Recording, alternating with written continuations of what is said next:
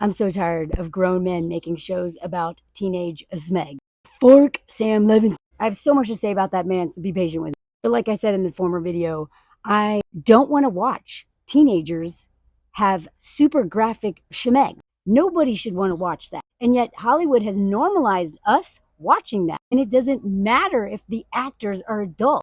The point of view is supposed to be us watching teenagers. Like, imply that crap. Maybe some kisses or whatever, but not what Sam's doing. Sam is making straight up soft corn, and he knows it. And the fact that he's been able to do that for this long makes me want to. And I say this as a survivor of childhood SA.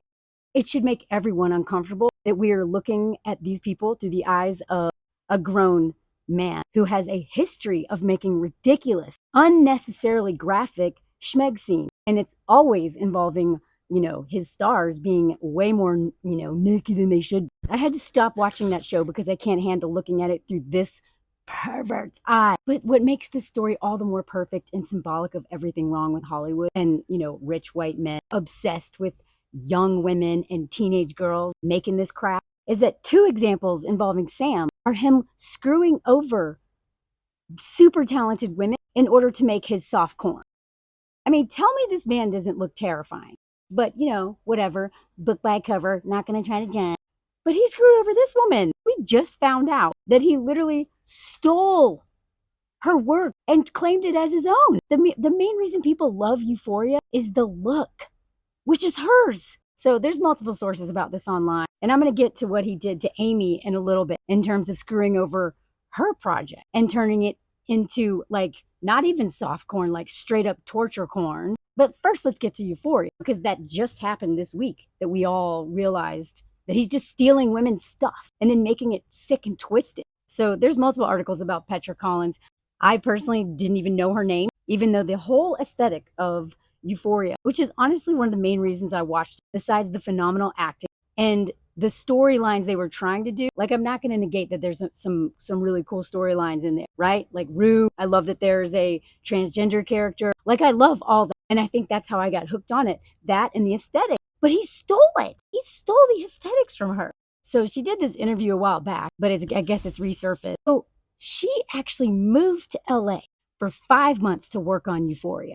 Sam had reached out to her agent. She literally worked on the show, creating this, the whole world for it, the casting. And then at the last minute, HBO screwed her and said, "We're not hiring you because you're too young." So she assumed it's because they didn't like her version of the show. No, it's because they just wanted Sam to be able to do whatever he wants, because that's what they've been letting him do for a long time. Give him all the money, all the credit. And we just now find out this is her. Or at least I just found out. I don't know. It seems like a lot of people did not know this. And then the way she learned that they stole her stuff, she's just walking out of her apartment a year later and sees billboards for this show that she helped create. Now, she says that stuff like this happens in your career, whatever, she's used to it. But this part right here really gets to me, especially as a fellow creative. This is the aesthetic that I built all my life. And now I have to change it because it enters the mainstream and it's been taken away from me. And the worst thing is that when people unknowingly say, "This show looks like your photos." Yeah, because he stole it. And what's even worse is this woman created this aesthetic based on literally being a teenage girl,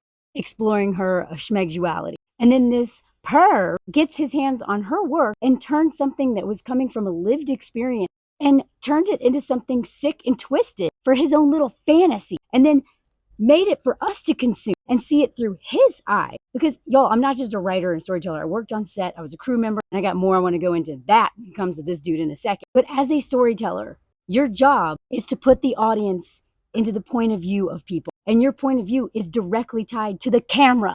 And he literally, like, his young actresses, right? Now, Sydney Sweeney did not have a lot of power when she first started that show, okay? She was still up and coming. Now she's huge. The fact that this woman had to stand up to this man, that multiple women had to be like, "Whoa, can I have my shirt on in this? It doesn't seem to make sense for me to be topless in this one too." There was a scene between that mom that Maddie was trying the dresses on, and he wanted them to be like nude or something. Like, the dude is obsessed. And I could not watch that show anymore because I am watching it from his point of view. Imagine what would have happened with that show and all those beautiful storylines if Petra had been able to direct it and not this perv who's a Nepo baby. It's the only reason why he has so much power is because he's Barry's son.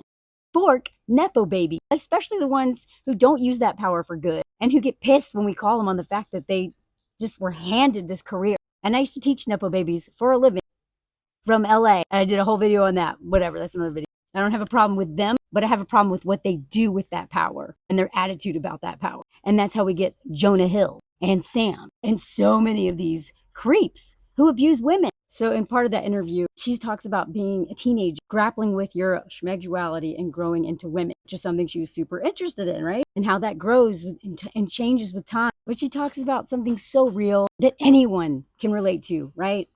The teenage experience, but especially a woman, talking about the darkness. Like, even though some of the photos idealize being a teenager, just like the show Euphoria, there is like a heaviness, a darkness, because being a teenager is so hard. And then this pervert comes in and is like, yeah, let's make it schmegzual. Yeah. She says how the Euphoria was like eroticism to her. I had to change my style because of Euphoria. Lots of people started to take photos in that style, and I haven't felt anymore as mine, and I felt disconnected from that. I needed to find myself again because I didn't resonate with it anymore. Like, read this whole thing. Can you imagine creating something so special to you based on yourself, and then some Nepo baby perv takes it and twists it into something absolutely like objectifying and gross because he's obsessed with young women's body and he really just loves exploiting them. And so then your own work is no longer your own and you have to change it all. Like, how perfect of a metaphor is that for patriarchy in general? But this is not his first time doing this. He ruined another body of art, The Idol, which was head by a woman and was supposed to tell a completely different story until he got his greedy little nasty hands on it. And then it turned into such a failure, they canceled it after one season. I'm going to go into the Rolling Stones thing in a second. One of the reasons why I can't stand this man is he's notorious for creating chaos on set. Now, I worked in the film industry for a while, but first I was a PA before I was, set dressing, props. I've done craft services. I've done like every department on some level except like camera and grip. And if there's one group of people you should listen to when it comes to any of this stuff, it's the crew, because they work with these people every day. They see what happens. And PAs do not have any union or any protection.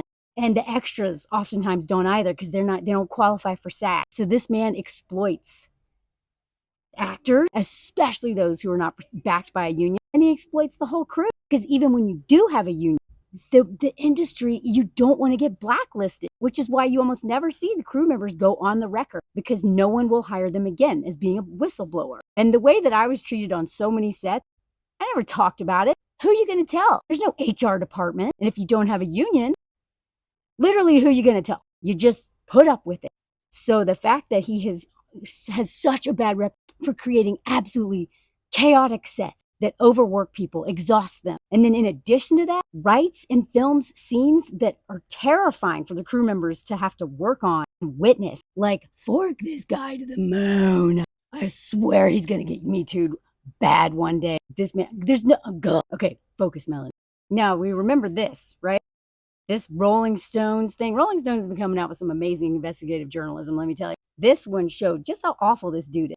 I got to do a whole new video on just how much this man screwed up what could have been a great story centered on a woman who gets exploited by the industry. And instead, both of these dudes turned it into basically one just big, huge grape fantasy that any toxic man would love. About how her music became so much better because this man kept graping her and made her work better. This article is so disturbing but great about what a torture corn this thing was, because they're one episode away from finishing Amy's version of it, which was much more feminine, but HBO set her up to fail with a crazy shooting schedule. She was rewriting everything, the reshoots, production totally set her up to fail, and yet she still did and was one episode away from finishing. And then they brought this forker in, and he redid the whole thing and turned it into a torture corn. Like Lily Rose, who of course she's not going to criticize Sam. He sounds just like her dad. Like, oh my God, he's brilliant. She probably believes that, knowing her dad. But even if she doesn't, she can't talk about him. She needs this thing to succeed, and she doesn't want to be blacklisted like any other actor. But her character was, beaten in the face, was supposed to carry an egg in her so that he could grape her. Like, God, reviews for this show, like, this is the worst thing I've ever seen and so hard to watch. And it got canceled because it didn't have a story. It was literal torture corn. So, fork Sam, let me know if you want more. Ugh.